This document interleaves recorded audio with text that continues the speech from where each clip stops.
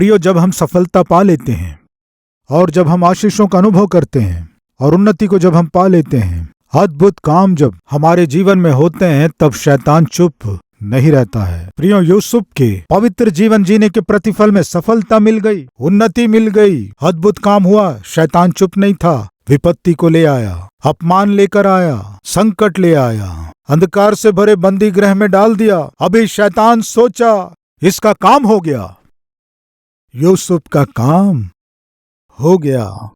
प्रिय, उत्पत्ति 39 अध्याय 21 वचन से पढ़ेंगे। पर यहोवा यूसुफ के संग संग रहा और उस पर करुणा की, और बंदी गृह के दरोगा के अनुग्रह की दृष्टि उस पर हुई। इसलिए बंदी गृह के दरोगा ने उन सब बंदियों को जो कारागार में थे यूसुफ के हाथ में सौंप दिया। फिर से बॉस बन गया। प्रियो, कहा? बंदी गृह में। बंदी गृह का अधिकारी यूसुफ के बातचीत और व्यवहार और उसकी आत्मिकता को देखकर पता नहीं क्यों उसके ऊपर बहुत अधिक प्रेम उत्पन्न हुआ। यूसुफ, मैं इन खतरनाक कैदियों को संभाल नहीं पा रहा हूं, तुम संभाल सकते हो, इसलिए इन सारे बंदियों को मैं तुम्हारे ही हाथों में सौंप रहा हूं। 22 वचन। इसलिए बंदी गृह के दरोगा ने उन सब बंदियों को जो कारागार में थे यूसुफ के हाथ में सौंप दिया, और जो जो काम वे वहां करते थे वह उसी की आज्ञा से होता था। क्या समझ में आया आपको? यूसुफ को ले जाकर बंदी गृह में डालने से शैतान ने सोचा हो गया, काम हो गया। लेकिन बंदी गृह में भी परमेश्वर ने यूसुफ को क्या किया? अधिकारी बना दिया। उसके बाद क्या हुआ? बंदी गृह में यूसुफ को समाचार मिला। क्या समाचार मिला? फिरौन एक स्वप्न देखा है, उस स्वप्न का अर्थ कोई बता नहीं पा रहा है, केवल यूसुफ ही बता सकता है। प्रियो, इसलिए फिरौन यूसुफ को लाओ कहकर समाचार देने से यूसुफ को फिरौन के पास लेकर गए। तब फिरौन अपने स्वप्न को बताया और यूसुफ स्वप्न के अर्थ को अद्भुत रूप से बता दिया। यूसुफ के बताए गए अर्थ को फिरौन सुनकर कहने लगा, इस अर्थ को बताने के कारण इस देश पर शासन करने के लिए तुझ जैसा योग्य और कौन है? ये लो, प्रधानमंत्री के अंगूठी को मैं तुम्हें पहना रहा हूं, इस देश पर तुम ही शासन करो। प्रियो, इस तरह परमेश्वर ने यूसुफ को मिस्र के प्रधानमंत्री के रूप में शासन करने का अधिकार दिया। प्रियो, यूसुफ पाप से मिलने वाले सुख को वो नहीं चाहा, लेकिन पवित्र जीवन जीकर परमेश्वर की योजना उसके जीवन में पूरी होनी है वो चाहा। फलस्वरूप देश का प्रधानमंत्री वो बन गया। प्रियो, मान लीजिए आपके जीवन में अद्भुत कार्य हुआ है। प्रियो, वो अद्भुत कार्य आपके जीवन में होने के बाद आपके अद्भुत कार्य को देखकर शैतान सह न पाकर विपत्ति, संकट, मुसीबत, बीमारी आपके जीवन में इनमें से कुछ भी लाएगा, लेकिन इन सब में आप परमेश्वर को नहीं छोड़ेंगे तो क्या होगा जानते हैं? मेरा परमेश्वर आपको इस स्थिति से ऊंचे स्थिति में पहुंचा देंगे। इस बात को आप याद रखें। आपके जीवन में शत्रु कौन है आप जानना चाहते हैं तो अपने जीवन में सफलता पाइए। शत्रु प्रकट होंगे।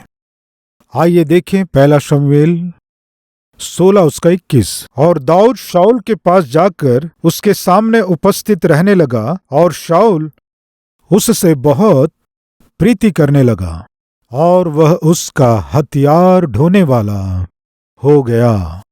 प्रियो, एक समय में जब शाऊल के ऊपर परमेश्वर की ओर से दुष्ट आत्मा आकर जब उसे सताने लगी, उस समय दाऊद, जो कि वीणा बजाने में निपुण था, उसे शाऊल के पास लाया गया। उस समय शाऊल दाऊद के चाल चलन को और व्यवहार को देखकर दाऊद से प्रीति करने लगा और कहा, तुम मेरे पास रहकर मेरे हथियार ढोने वाले का काम करो, मेरे तलवार और भाले को उठाने का काम करो। पता नहीं क्यों तुम मुझे बहुत अच्छे लगने लगे हो। इस तरह कहा। प्रियो, इस दाऊद को देखकर शाऊल बहुत प्रीति किया। कब तक प्रियो? गोलियत को जब तक वो मार नहीं दिया तब तक।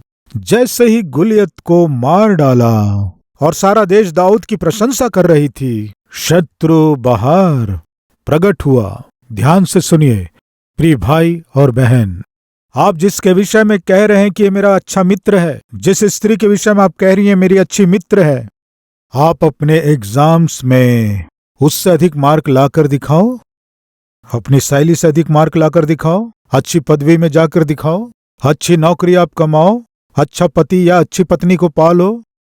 वो कितना ईर्ष्या करेगा जानते हैं? वो कितना ईर्ष्या करेगी जानते हैं? सुनो, आपके असली मित्र कब बाहर प्रकट होंगे जानते हैं? जब आप कष्टों में से होकर गुजरते हैं तब। आपके असली शत्रु कब बाहर प्रकट होंगे जानते हैं? जब आप सफलता को पाएंगे तब।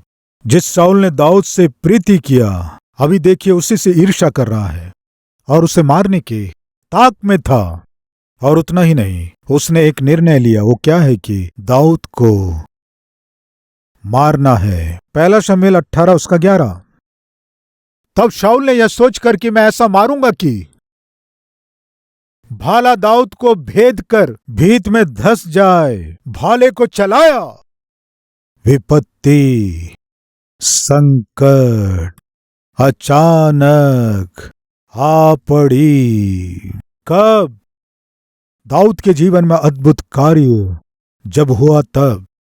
प्रिय परमेश्वर हमारे जीवन में हमारे किए गए प्रार्थनाओं के उत्तर के रूप में, हमारे आत्मिकता और परमेश्वर के अनुग्रह के कारण हमारे जीवन में उन्नति को, आशीषों को और अद्भुत कार्य को करने से प्रिय भाइयों और बहनों, आप सावधान रहें। परमेश्वर के आशीषों को और उन्नति को पाकर, परमेश्वर को भूलकर, परमेश्वर के वचन को छोड़कर आप मनमर्जी से अपना जीवन बिताएंगे तो जो है आपके पास उसे भी खो देंगे। जो आशीष हैं उन्हें भी खो देंगे। आप आत्मिक जीवन जीने पर भी कई बार ऐसा हो सकता है कि आपको अपने आशीषों को खोना पड़े। दाऊद के साथ क्या हुआ?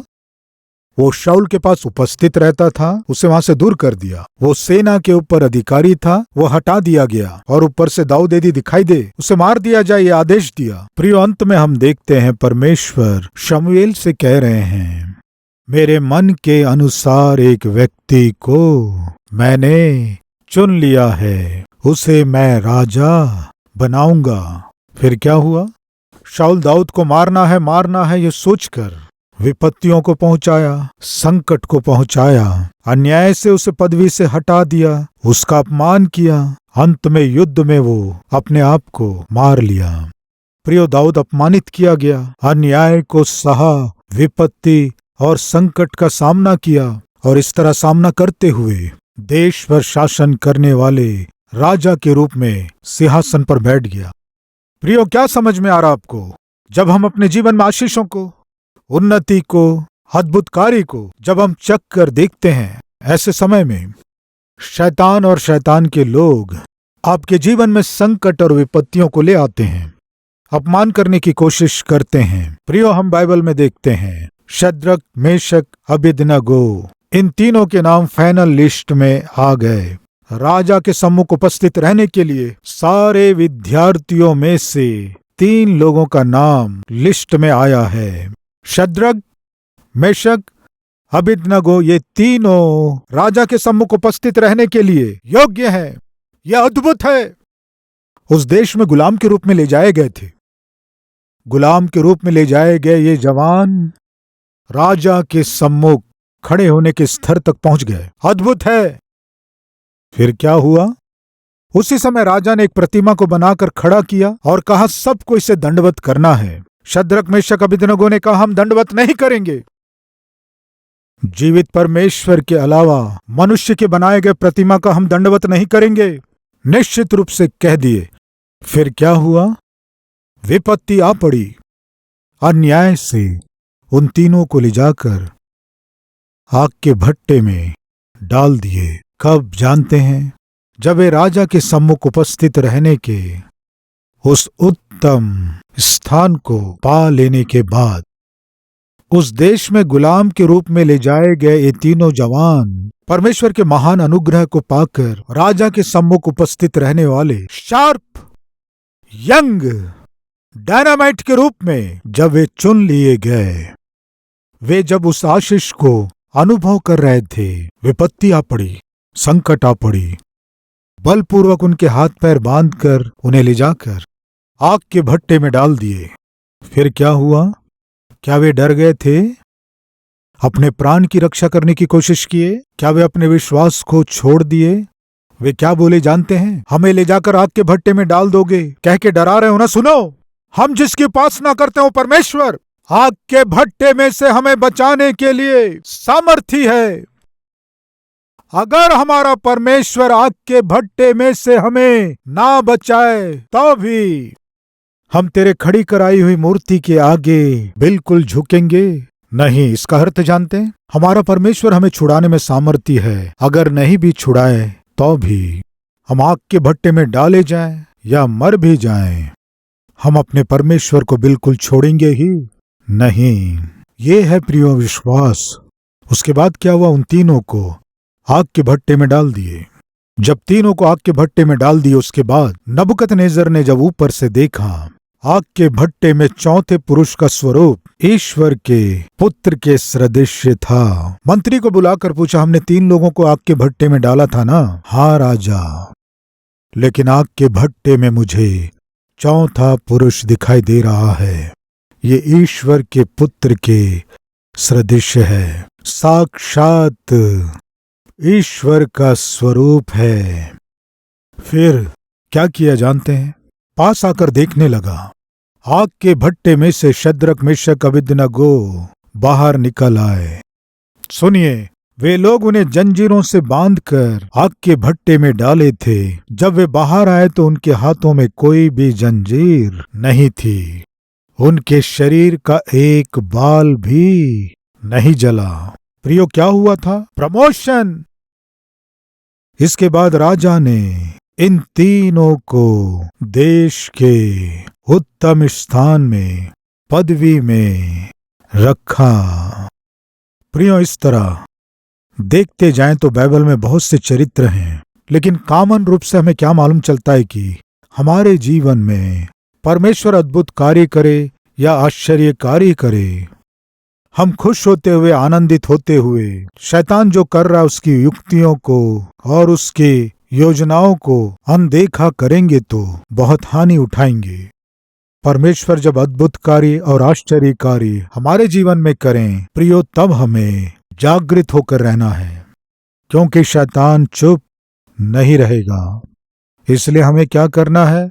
विपत्ति आए, संकट आए, अपमानित किए जाएं, दोष लगाया जाए, कभी भी निराश ना हो, हताश ना हो, विश्वास को ना खोएं, परमेश्वर की निंदा ना करें, सवाल ना करें और ना ही अपने भरोसे को खोएं, लेकिन उसी समय परमेश्वर के चरणों को थामे रहें।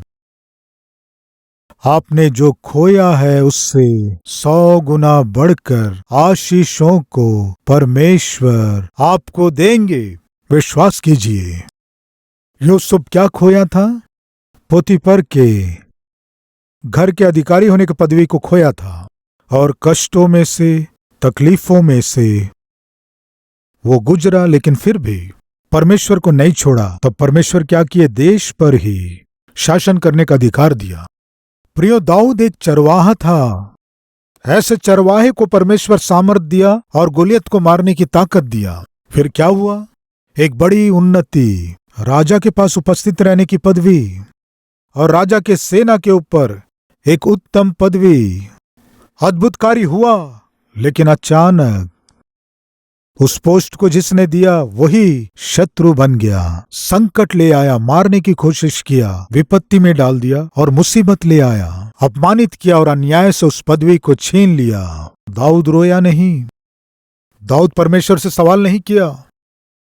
दाऊद अपने कष्टों में भी अपने विश्वास में स्थिर रहा। परमेश्वर क्या किए? दाऊद को एक महान राजा बना दिए। प्रियो, आगे हम दानियेल के विषय में देखते हैं। दानियेल को उस समय का राजा अपने बाद का स्थान देना है, ये निर्णय लिया और बाद में उसे प्रधानमंत्री नियुक्त किया। अद्भुत काम हुआ। बेबीलोन देश में एक गुलाम के रूप में ले जाया गया दानियेल उस बेबीलोन देश पर ही शासन करने के स्तर तक पहुंच गया। कितनी अद्भुत बात है। फिर क्या हुआ? संकट पड़ गया, विपत्ति आ गई, अन्याय किया गया, अपमानित किया गया। क्या था वो अपमान? कोई गलती नहीं करने पर भी दानियेल को ले जाकर गुनहगार के समान हाथों को बांधकर अन्याय से ले जाकर सिंह के मान में डाल दिए। फिर क्या हुआ प्रियो? परमेश्वर अपने दूतों के द्वारा सिंहों के मुंह को बांध दिए। उसके बाद क्या हुआ? दानियेल उस देश पर शासन करने वाले प्रधानमंत्री के रूप में स्थिर किया गया। प्रियो, जब हम उन्नति करते हैं, आशीष पाते हैं, शैतान आकर क्या करता है जानते हैं? कोई ना कोई संकट ले आता है, कोई ना कोई विपत्ति ले आता है, अपमानित करने की कोशिश करता है, अन्याय ले आता है। चिंता ना करें, ना डरें, निराश ना हो, हताश ना हो और परमेश्वर की निंदा ना करें। ऐसे समय में आप अपने विश्वास को दृढ़ता के साथ थामे रहें। आपके सोच से भी बढ़कर ऊंचाइयों तक परमेश्वर आपको ले जाएंगे। विश्वास करने वाले मेरे साथ मिलकर प्रार्थना करेंगे।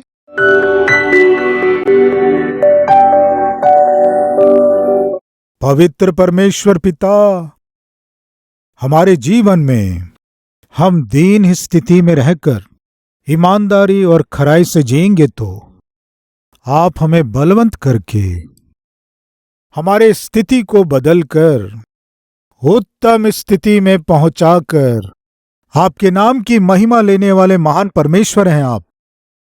आपको हम धन्यवाद स्तुति करते हैं। पिता, आप हमारे जीवन में अद्भुत कार्य करेंगे, आश्चर्य कार्य करेंगे और करने जा रहे हैं, इसमें कोई संदेह नहीं है। उस अद्भुत कार्य को, आश्चर्य कार्य को, हमारे जीवन में उन्नति को जब हम अनुभव करेंगे तब शैतान चुप नहीं रह पाता है। यूसुफ को पाप में गिराने के लिए उस पापी स्त्री को उभारा। दाऊद के विषय में पाप के अधीन हुए शाऊल को उभारा। शद्रक, मेशक, अबेदनगो के विषय में नबूकदनेस्सर नाम के राजा को उभारा। वैसे ही हमारे जीवन में हमारे उन्नति को देखकर रुकावट डालने के लिए, हमारे जीवन में हम अद्भुत कार्य को अनुभव ना कर सकें, शैतान किसी ना किसी को उभारता है। वे हमारे जीवन में विपत्ति को, संकट को, अपमान को, अन्याय को लेकर आने से पिता, हम आपसे सवाल ना करके, हम आपकी निंदा ना करके, हताश और निराश ना होकर हमारे आत्मिक जीवन की पिता रक्षा कर सकें, सहायता कीजिए। सेना के ऊपर अधिकारी के पदवी को जब दाऊद खो दिया था, पूरे देश के ऊपर ही अधिकारी के रूप में रहे ऐसे पोस्ट को आप दिए। आपकी स्तुति हो। हमारे जीवन में सहनशीलता के साथ, विश्वास के साथ आप पर निर्भर रहेंगे तो जो खोए हैं उससे भी 100 गुना बढ़कर आशीषों को वापस हम पाएंगे। ये सत्य है, ये संदेश हम जीवन भर ना भूलें। दया कीजिए, हर एक हृदय में इस संदेश को स्थिर कीजिए। यीशु के नाम से मांगते हैं पिता, आमीन।